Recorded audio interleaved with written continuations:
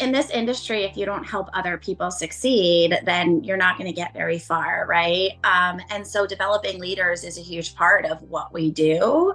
And, not only did I not even know what network marketing was when I got started in this industry, I never envisioned myself in any type of leadership role like this, or even doing anything like this, right? I have no experience in sales or marketing or anything related to this industry, to be honest. But it's really beautiful because I think when we look back on our life, I truly believe that, everything happens for a reason and everything leads up to this moment we're in now. Welcome to the Kingdom Minded Mompreneur, where we, Becky and Monique, your new biz besties, both busy moms just like you. We're here to talk all things network marketing, mom life, and how to truly live out your calling. We'll be dropping 2 episodes each week to help you, the busy mompreneur, know the exact strategies to build both your business and your home. You'll hear each week from one of the top network marketers on their best tips for what's led to their success and what's working now. We know that you're here because you are called to something more. You have a desire to succeed in both your business and at home, and we are going to teach you how.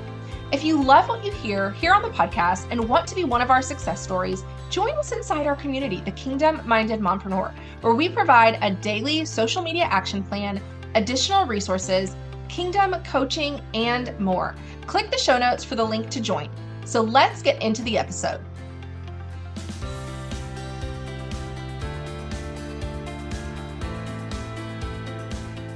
Hello, everyone, and welcome to the Kingdom Minded Mompreneur. We have with us today a phenomenal leader, like leader of leaders. And I am so excited that she's going to share some wisdom with our audience today. And so Ashley DiCicco is in the house. Hey, Ashley. Hi, ladies. How are you?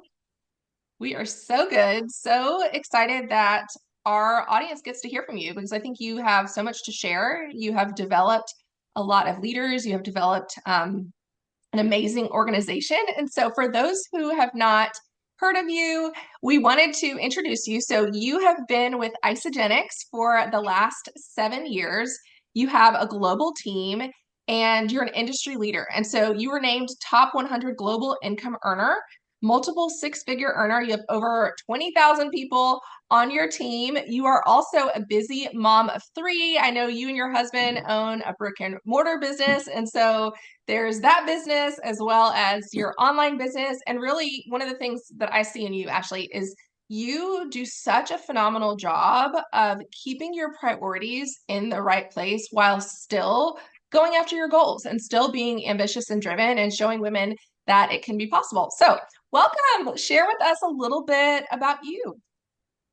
Well, thank you so much, first of all, for that introduction, Monique. And I absolutely love your podcast that you and Becky do. I have listened to every single episode, and I just really enjoy hearing women sharing their stories and just the beauty of this industry and how it can change lives, but also being like real and vulnerable and sharing, a lot of the behind the scenes too, that maybe we don't see often. So I'm grateful to be able to share my story. Thank you so much for giving me this platform to speak to your audience. I'm excited to connect with them, hopefully, and help them along their journey in any way that I can. So yeah, I've been with Isagenix for 7 years now. And luckily for me, Isagenix was my first introduction into network marketing. So I'm still with the first company that I joined. And, I'm really, really grateful for that I found my home right off the bat. But when I got started in this industry, I had no idea what network marketing was. I had seen some people on social media sharing some products from, different companies, but I didn't know anybody who was making like a career out of network marketing. It was more just like a hobby that I saw some people doing. So I never had really that, like jaded opinion about network marketing that sometimes people have, which I think I'm really lucky that I had that.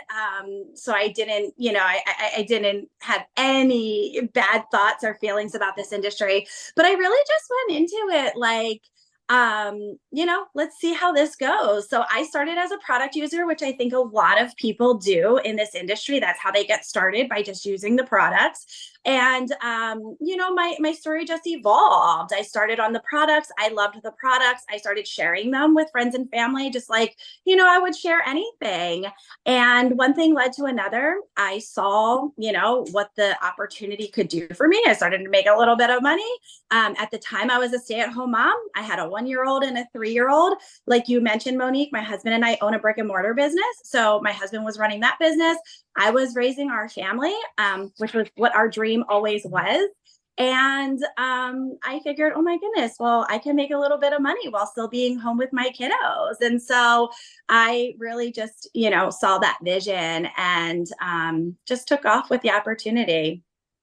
That's Love really that. exciting to hear, because I think your story probably resonates with a lot of our listeners. And I know for me, it's very similar to your story as well, in that I, just recognized the opportunity. I was a stay-at-home mom, very similar. So I am excited for us to dive in a little deeper into your story. And so what's something that you said that I think is kind of interesting to me, you said you didn't have this like jaded opinion, right, of the industry. And so I'm interested, as you were seeing this opportunity and for, the abundance that it could provide, and the exposure to maybe more opportunities and experiences for you and your family, did you have any points, I guess, in your timeline where you really struggled because maybe you had some pushback? Did you have any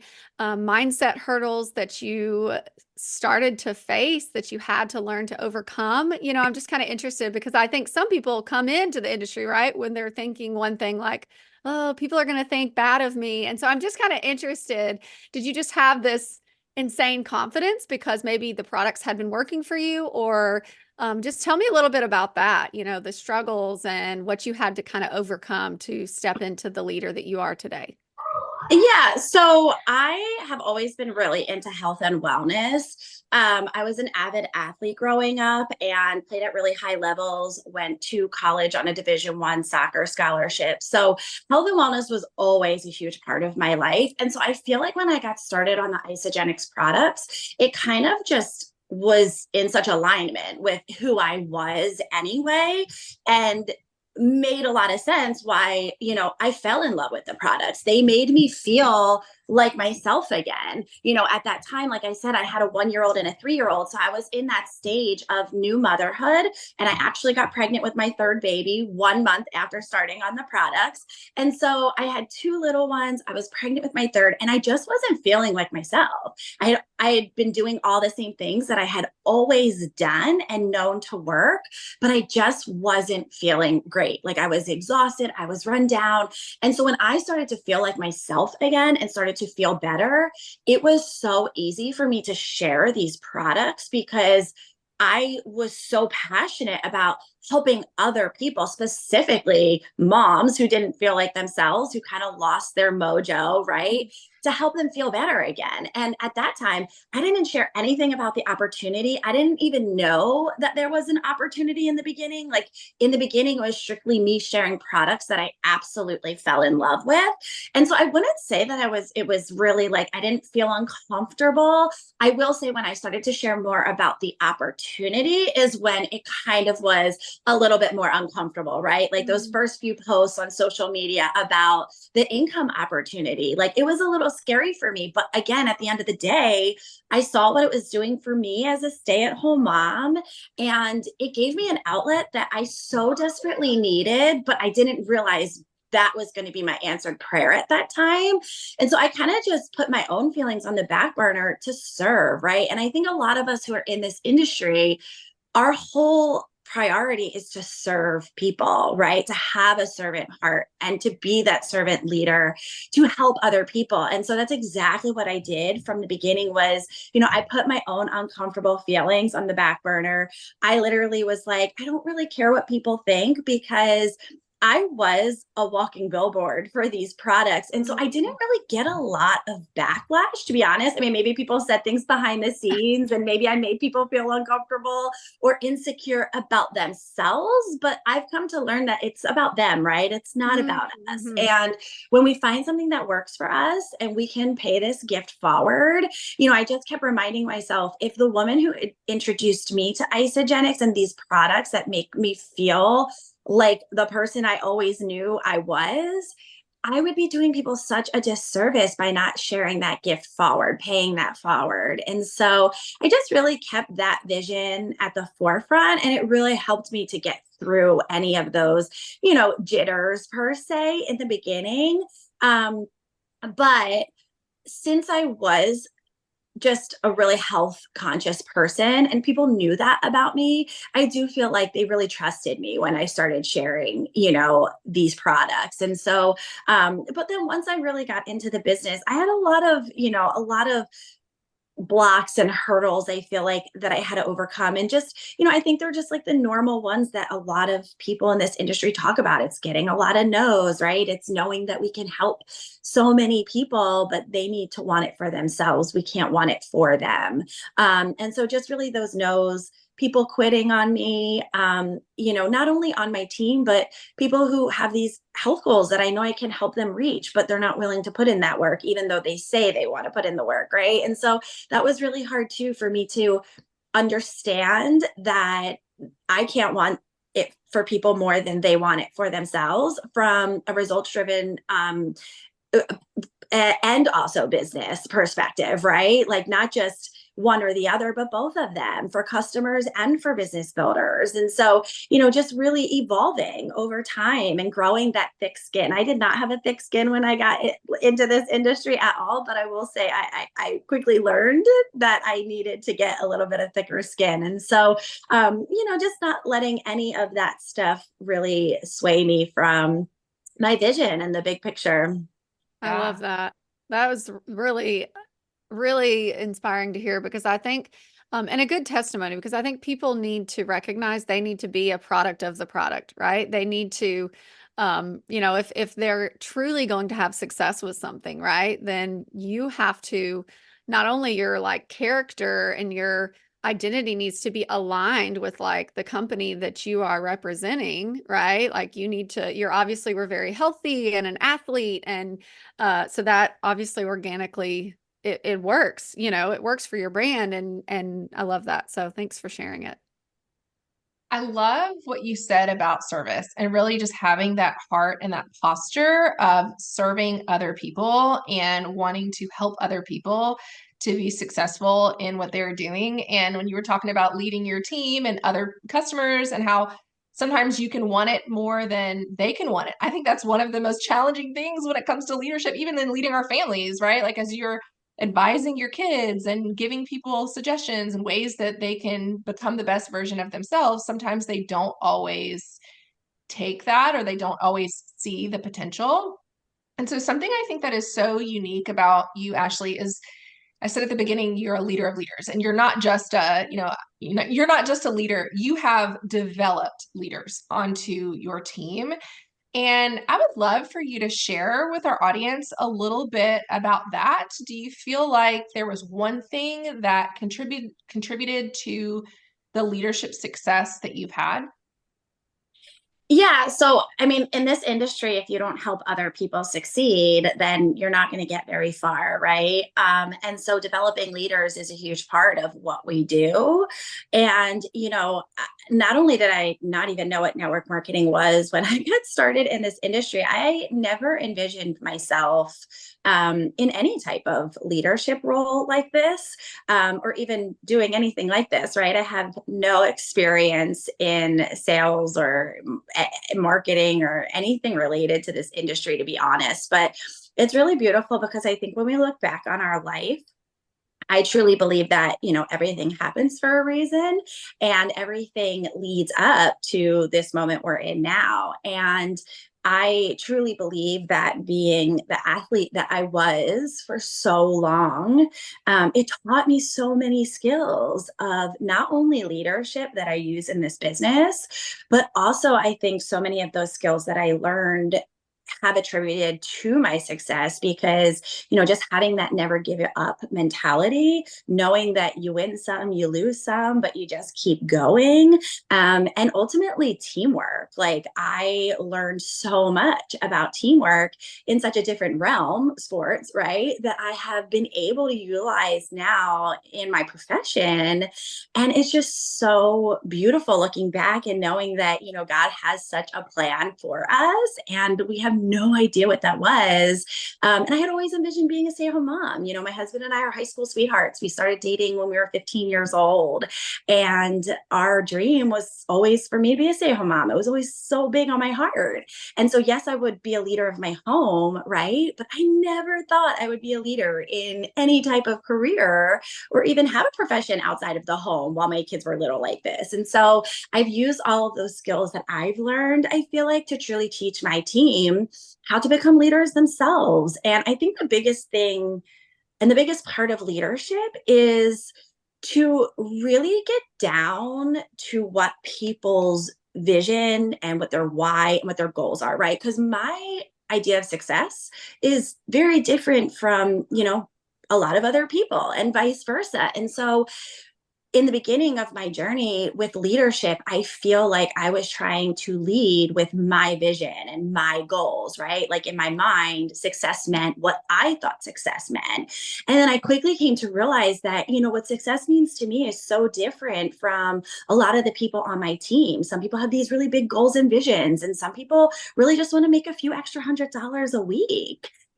Some people have jobs that they absolutely love and want to do this on the side. Other people have careers that they're absolutely miserable in and need this to become their full-time income so that they can leave their jobs, right? And so really getting clear on having those heart-to-heart talks and getting to know the people on my team. And some people don't want to be leaders, right? Some people just want to be product users. They want to be a part of the community. They love the culture, but they don't want to be a leader. And so for me, I really think that the biggest thing in leadership and how I've successfully built such a large team of leaders is getting to know what their goals are and helping them to really achieve what they want. And ultimately what that meant was asking them, what are your goals? How many hours a week do you want to work this business? And what kind of income do you want to make? And then reverse engineering. Like, okay, if this is the income you want to make, then this is how many cycles you need to make a week. We get paid in cycles, and this is what you have to do to get that many cycles a week, right? And so if they're willing to do that, then you can get to that goal. If you're not aligned with what it's going to take to get there, then we have to, scale back maybe to start, and maybe we can, increase those goals, right? And vice versa. Sometimes people tell me smaller goals, we reverse engineer. I tell them this is how many hours a week I would recommend, and this is how many cycles a week you're going to have to make in order to make that income. And sometimes they're like, oh, I can give more than that. Okay, so let's increase that goal, right? So just really breaking it down into simple terms, because when you ask me how much they want to make a year and they tell you an income and you're like, okay, great, let's go. It's like, okay, what's the blueprint? How do we get there? Right? What do I do to get there? When you break it down into smaller goals and say, okay, this is how much you need to make a week on average in order to get to where you want to go, and this is the amount of time you're probably going to have to put into your business in order to make that happen, then now we're talking, right? People have a game plan, they have a blueprint, they have something that they can work with step by step. So oh my good. goodness. I know. I'm like, good. That was worth the price of admission. Yes. Yes. Well, and I love that because I think you're exactly right. I feel like so many leaders, it's great to have a vision, and we're really big on helping people recognize their vision as a leader in the position of leadership. I think you have to have a vision of where you're headed, but sometimes your vision may not be the exact same vision as the people on your team. And I think you're right that so many times, people want to really fit people into this box of everyone has to have the same ambition and drive and vision that I have, when the reality is people come into network marketing for all sorts of different reasons. It can meet a need in so many different ways. And I think if it seems as if you're forcing people to really have this one way of looking at their business, you're missing out on what this industry can do. Yeah. Well, and I think too, you'll push people away, right? Like if you're working from a place of desperation or like it's all about me, they're not going to want to be a part of it, right? And so I love that you brought up, like I have people that love the community and love, the products and love whatever. And I talk about this a lot because a quote that stuck with me in some training I attended when I was in the field was a lot of a little is a lot. And so recognizing, the diamonds and the unicorn people are, of course, they're formed, right? They don't just like show up on your team. So you do have to invest and develop the leaders, but it's not going to be every single person. And it's pretty rare, right? And so recognizing the value that that person who's spending $100, $200 and showing up and serving regardless, right? And then knowing like you begin to discern, right? As you develop your own leadership skills, you begin to discern and recognize like this person really does have it and they're worth my investment because they're going to invest back in, in the leadership game and continuing to grow. I love this talk about you being an athlete because I was a basketball player. So I played, I don't have soccer experience. My youngest, we just signed her up and she is, girl, I'm like, this may be your thing. Like she's a little firecracker and she is, cracking me up. Like, I'm going to score all the goals. She's 5. So, it'll be like a little herd, you know what I'm saying? Like running around on the field. But it makes me so happy because I have that same experience and mentality about sports, right? Like I know the skills that, it taught me. It also just even this conversation around like, we may have this big vision, but unless someone can see the vision and be willing to put in the effort, right? Like they won't accomplish it. They won't achieve their goals. And so I think as a leader, our job is to provide, this kind of go before them, right? We set the pace, we go before them, we set the standard for what is possible. And you are obviously evidence of that, right? Like your team is able to see what is possible. And I think that is so inspiring to so many people, obviously in your organization, because you're continuing this process of developing more and more leaders. I think it's incredible. And so I would love for you to share, obviously you just gave us a ton of gold nuggets, but for the person who is maybe not quite at that leadership level, no matter what company they're in or compensation plan, what do you think is really the first thing that you would do if you were, I don't want to say starting over, but right, like you were a product of the product and you recognized there was a really exciting opportunity in leadership? What would you tell that person? Yeah, so that's such a great question because I think so often people compare their chapter 1 to like my chapter 7, maybe, or even my chapter 3 or 5, and I would just tell people to just take it day by day, right? Take it step by step and goal by goal. We have rank advancements obviously in our company. And I always just tell them like, focus on the first rank advancement, right? Don't focus on the top level of leadership. Like you have to get to A before you get to Z. And I think so often, people come into this industry and they're inspired by the top leaders on the team, which is great. I was so inspired by so many people in my company when I first started, specifically stay-at-home moms of young kids, because that was my story. But there's a difference between being inspired and like comparing, right? And comparison is the thief of joy when it's used in a way to discourage you. But it's such a gift when you use it in a way to inspire you. And that's really what I did because I was always really aware of, me just starting out, I'm not going to be the same as this top leader who's been in this company for 10 years. And so I always just try and encourage people to be in reality of that, right? To be really realistic and practical. And this is why I love sharing my story so much because I want to remind people that, it does take time. For me, when I first started building, I was doing it more, not for fun, but more like while raising these little kids, like, a year into my build, I then had a 4-year-old, a 2-year-old, and a newborn. And I was a stay-at-home mom, and that was my priority. I saw the vision of this and what it could be for the future, but I wasn't in a rush to make it happen.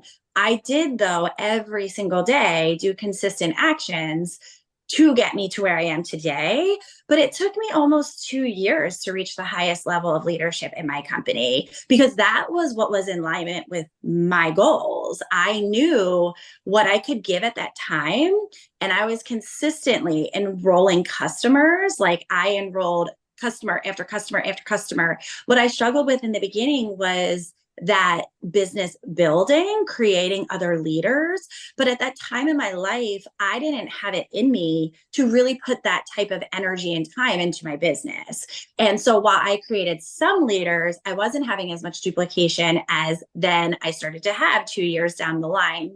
So for me, my story really is slow and steady wins the race. And I've shared that on stage. I share that all the time to remind people that where I am today is just because I had a mentality of, I don't care what it takes, and I don't care how long it takes to get to where I am going, but I will never quit. And I will show up every single day and do the daily actions that I need to do to get to where I see myself going. And, here I am now, 7 years later, as a top leader in the company, a team of over 20,000 people, multiple 6-figure earner, almost 7-figure earner. That didn't happen overnight, right? It took me years and years to make that happen.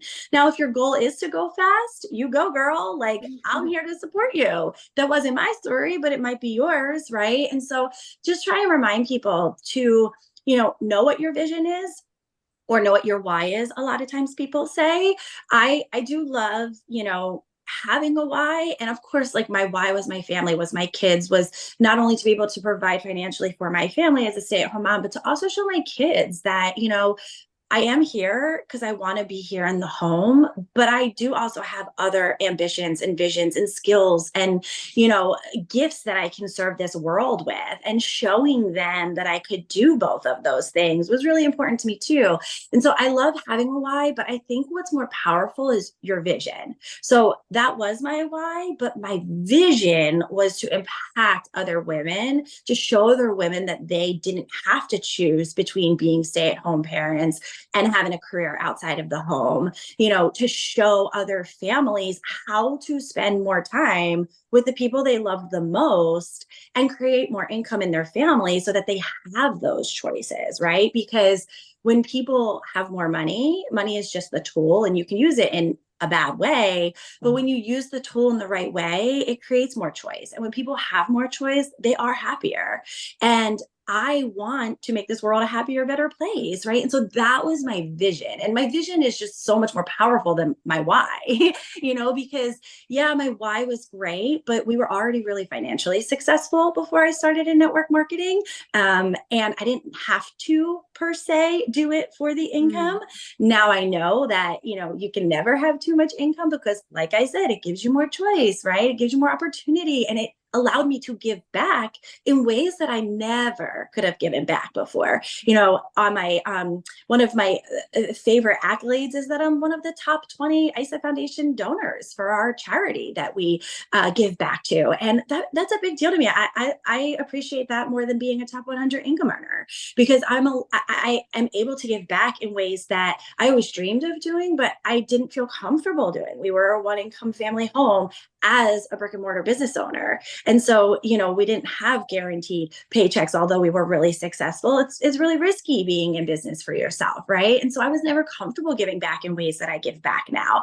And so my vision was just so much more powerful. And so I encourage people when they're first starting out, yes, know your why. Why are you doing this? Like, why do you even have a desire to do this, right? For me, I was always a really high achiever. And then I become a stay-at-home mom. And while I loved that role, and it's a really, really important role, I craved more, right? And there's nothing wrong with that. And so, knowing why you're doing it, that's why I was doing it, because I was filling a void that I had that I needed to fill in order to be the best mom and the best wife and the best friend, show up as my best self. But my vision was like, why am I going to continue to do this? Right? Why do I show up now today, 7 years later, when technically I really don't have to, right? Like I do, but I have a steady residual income now. I don't have to. I could design my days in other ways, but that's not getting me closer to my vision. And so when you have a mission to accomplish, it's powerful. And, I just encourage people, be okay. As they say, every master was once a disaster, right? Like, be okay with being a disaster. Be okay with starting at the bottom. And that wasn't easy for me always, because I was used to always being this top performer and top achiever and being the best at things that I did. And, that wasn't easy, but it was very humbling. It's like, okay, I need to be a student before I can be the teacher. And I still am a student every day, but, you can't teach until you learn. And so you have to be that disaster before you're a master. You have to, take baby steps in order to make big steps. And so, I encourage them to relate it to a real job or a real profession, right? When you graduate college, like, you're not going to get hired as a manager right off the bat or a VP right off the bat. Well, if you want this to treat you and pay you like a profession and pay you like a job, treat it like a job. You're not going to come in here and start making top salary right off the bat. I mean, again, you may, and that's great, but it's not the norm and it's not how it works. And, I think we've created this story around network marketing because there's bad actors, and I get it, that, it's a get rich quick thing, or, it's an easy way to make money. And I always say it's simple, but it's not easy. Like, you got to work hard, right? Just like at anything else you do. It's simple. It's the simplest thing I've ever done. But it's hard. It's not easy. And so, just allowing them to realize, like, this is just like any other job you're going to have. You're not going to climb the ranks and get promoted a week after you're in the job, even maybe a year when you're in the job. My undergrad was in nursing. I went to college for 4 years just to become a nurse, right? Like, this is a profession you don't even need to go to school for. So you're learning as you're earning. So take that into account. Like, give yourself time, and the magic does happen. One of the things that it makes me so incredibly, sad, is that I feel like so many people quit, like, right before the magic's going to happen. And, you're just like, just stick it out. And as long as you're in alignment with what you're doing, I never want people to do like something that's not in alignment with their life. But, you got to give it time. And so just reminding people, like, I am here today because I did all of these things that have led me here.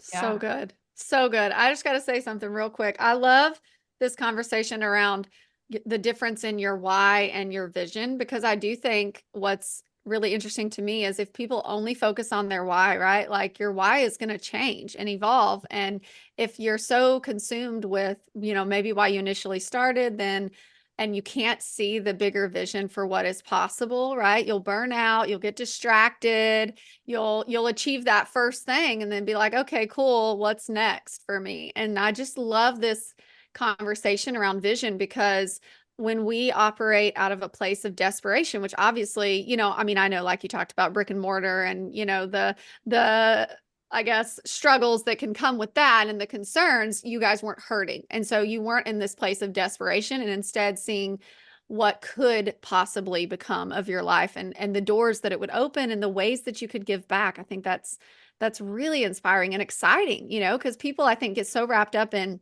oh, I got to hit this title, or oh, I got to do this thing. And then they do it and they're like, well, what do I do now?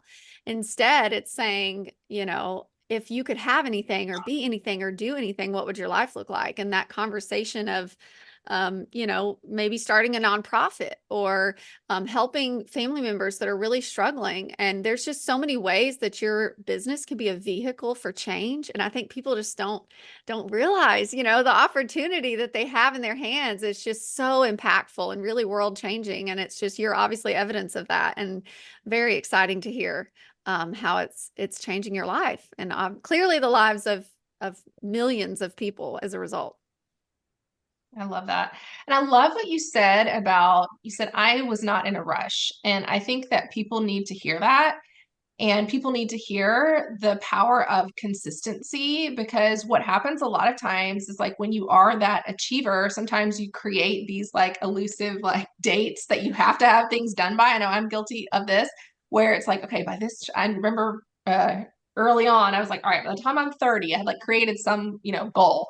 And it literally took me until I was 32. And I thought to myself, like, that was just I just created that date. There was no meaning to it. And I think people need to hear that, like to not be in a rush, because I think we create these timelines and we get frustrated. And that might be part of why sometimes people may quit, is because they may have in mind a timeline and it may take you longer to hit the timeline that it takes when you are showing up and you're doing the work. And so I think the actions are the things that people need to focus on. And I love that you said, what are the daily things that I need to show up and do consistently?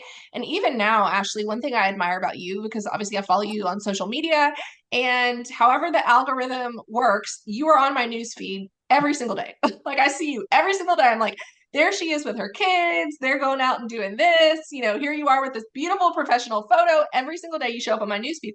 And so just even your consistency now that I notice of you show up no matter what. And so people need to hear that you have to show up every single day. And I think sometimes, if someone's like, well, I'll show up 3 days a week or whatever, well, that's the difference between showing up 3 days a week versus 7 days a week. Like that's a difference between income, right? That's the difference between if you reach out to 5 people a week about your business opportunity versus 50 people a week. I mean, that's a significant difference. And so I think, would you like to even speak to that? Just the power of consistency that you've seen in yourself as well as your team? Yeah, and I think that that's such a good example of leadership as well, because, I think a lot of people, there's a difference between leaders and income earners, right? Like, yeah, I am a top income earner in my company, but I take way more pride in being a great leader because there's a huge difference between the two. And like I said, I truly believe that I am a leader, not just an income earner, because of my vision, because of my mission, right? And so as a leader, you set the example. And I think a lot of times income earners turn into like a manager role and try and like manage their team instead of being a leader and being that example and setting that example. And so for me, I'm very much like, I will show my team. I won't just tell my team. I will never ask my team to do something that I'm not doing or willing to do.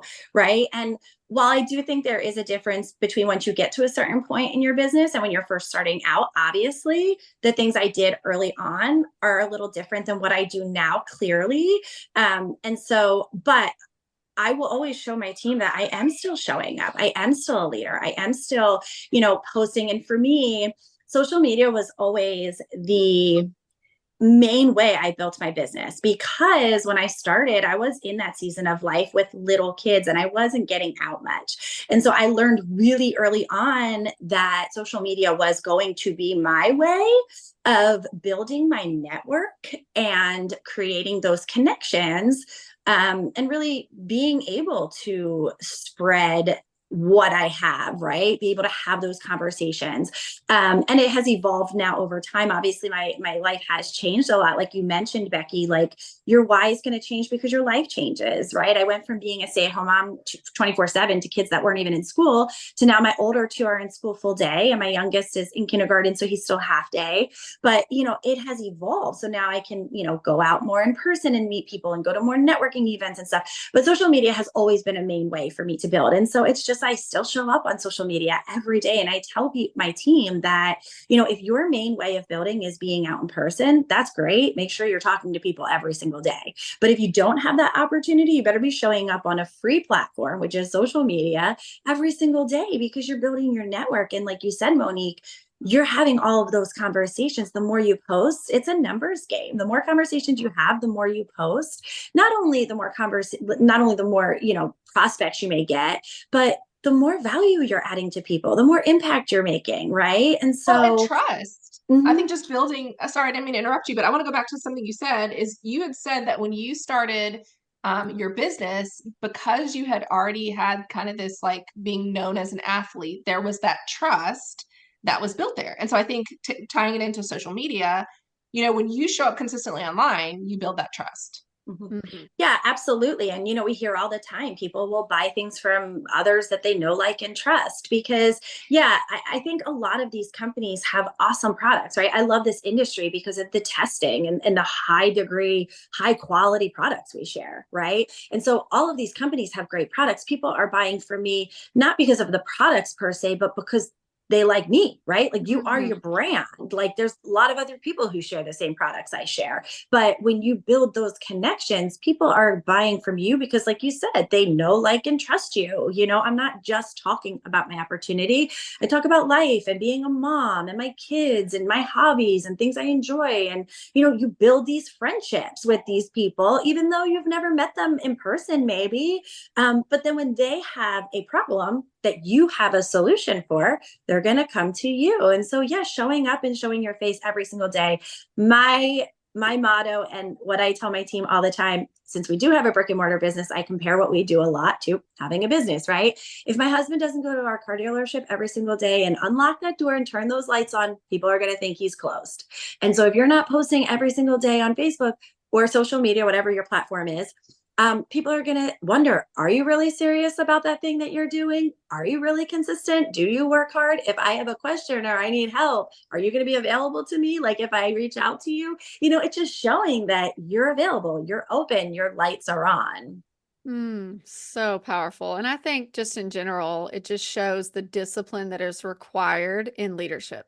I mean, it just period, that's right? good. And when you are I mean, at the end of the day, I have chills just thinking about this conversation. And I'm like, we could go off on tangents, right? Like all day long. I want to be respectful of your time. But this conversation around like leadership versus like, the paycheck and like being an income earner, because it's like, that's cool and all, but that's a monetary value.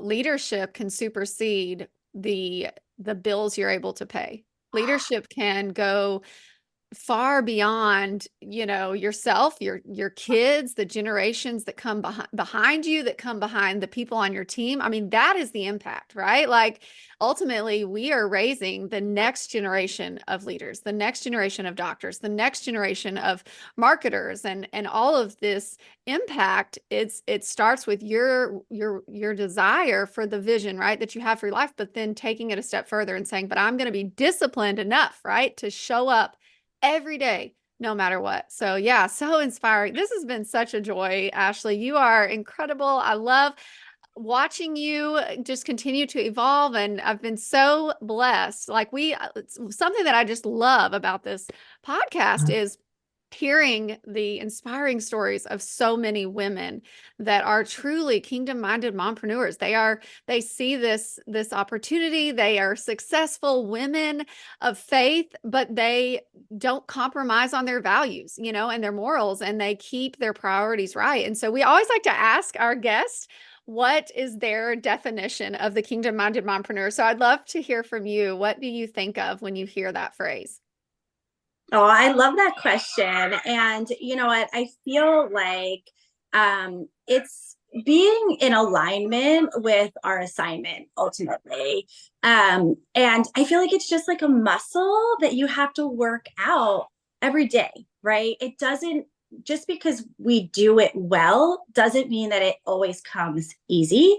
And I want to encourage people with that because I do believe I do it well, but it's not always easy, right? And that's why I do a lot of personal development. That's why I'm always really, practicing my faith and surrounding myself with other faith-filled women who can pour into me, remind me of who I am, why I do what I do, and whose I am, right? And so just being surrounded by the right people is so important. But for me, being a kingdom minded mompreneur is really just knowing that it's okay to have your desires, but also being in alignment with what your priorities are and having trust, knowing that the Lord will show you a way to make it all possible, right? And sometimes it does take time to learn what that is.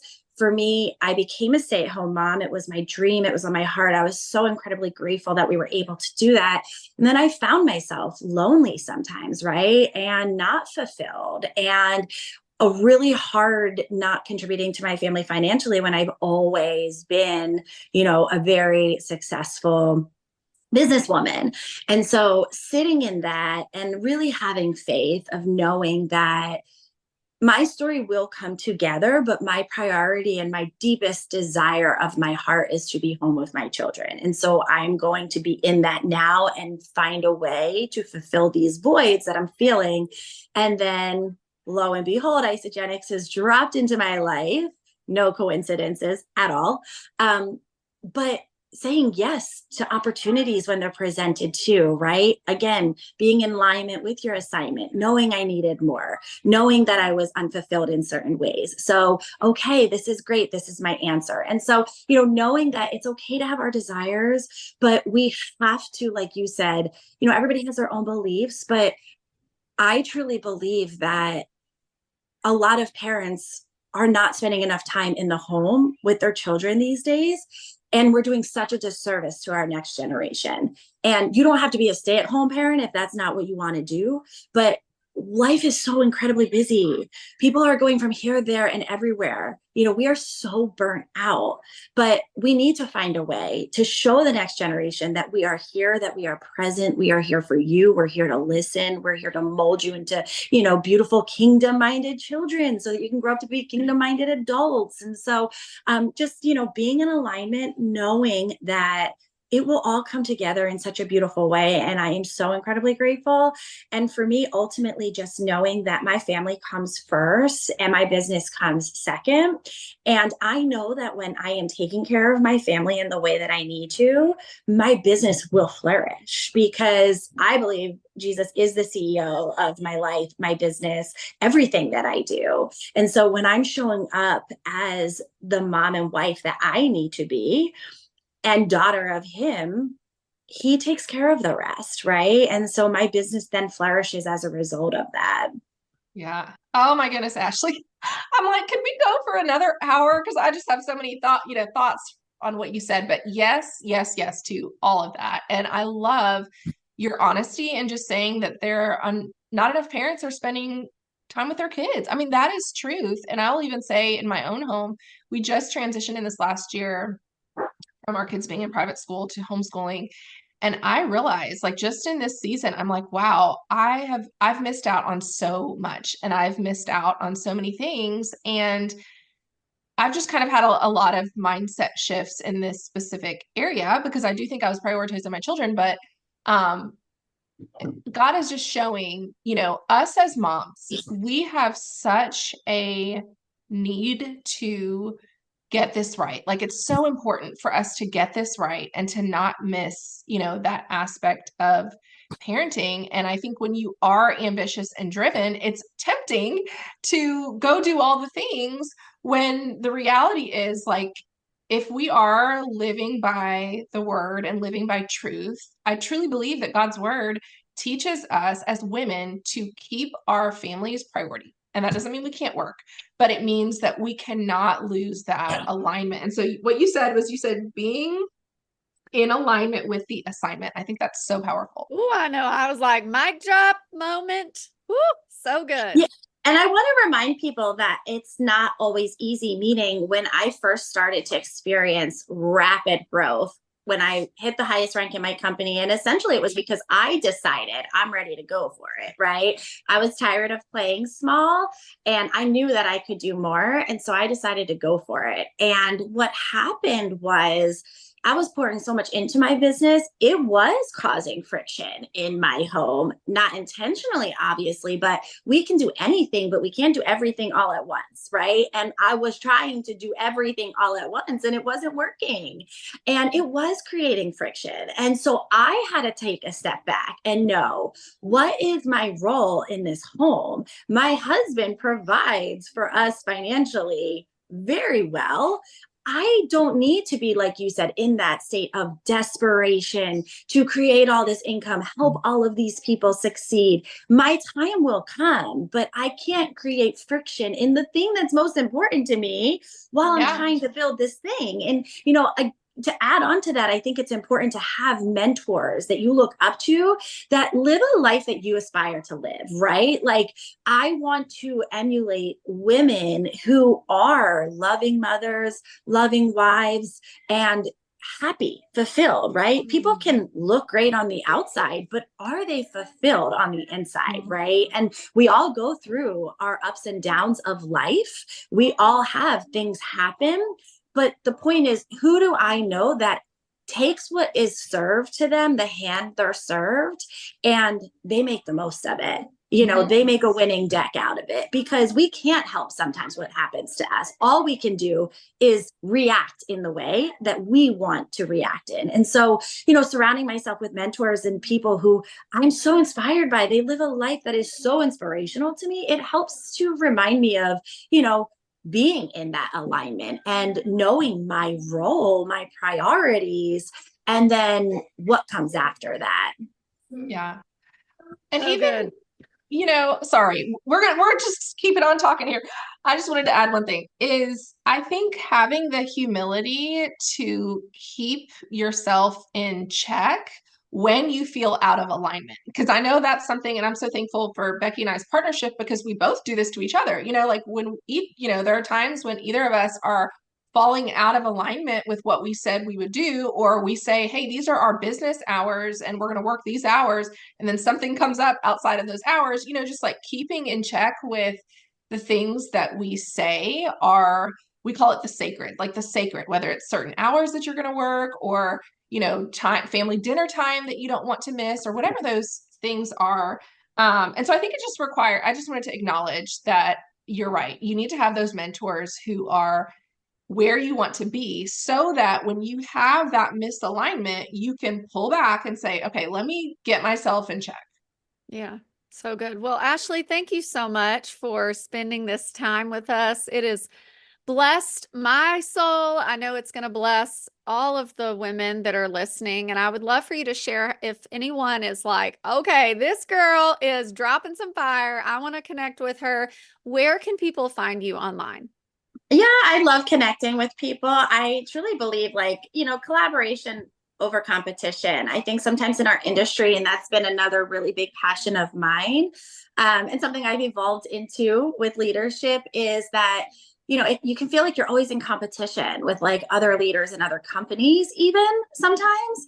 And then understanding that, the beauty of our industry and what we do is all of the companies that make up our industry, right? We wouldn't have an industry if we didn't have all of these really great, successful companies. And so I love connecting with, a lot of people from other companies, and even people who aren't in this industry, because I feel like so much of what we teach is just for life, right? But I'm on Facebook and Instagram. Facebook is really my main platform that I really feel like I use the most. And it's just Ashley DiCicco on Facebook. And then Instagram is Ashley Lynn DiCicco.